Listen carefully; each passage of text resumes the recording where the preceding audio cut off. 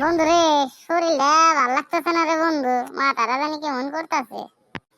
কে বন্ধু, কি হয়েছে রে তোর? বাড়িতে খাওয়া দাওয়া ঠিক করে করস না নাকি?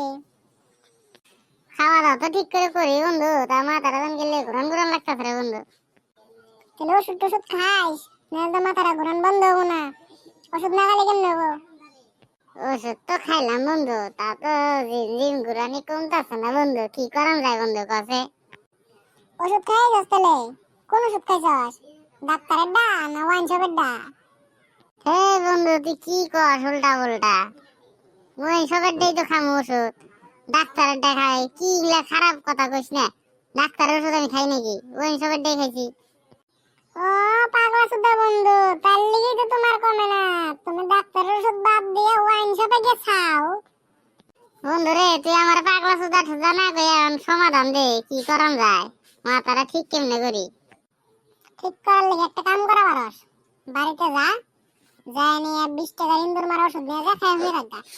বন্ধু রে, তাড়াতাড়ি যাইয়ে, আমি এনে বেশিক্ষণ দাঁড়িয়ে থাকলে তুই আমার তোর মাথা ব্যথার সমাধান করা পারবি না, আমার জীবনের সমাধান করে দিবি। ইন্দুর মারার বিষ খাবে তুই শালা।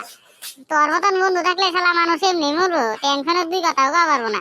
আর তোর লেগে কিছু কবে না বন্ধু, আমি যাইয়া থাক বন্ধু।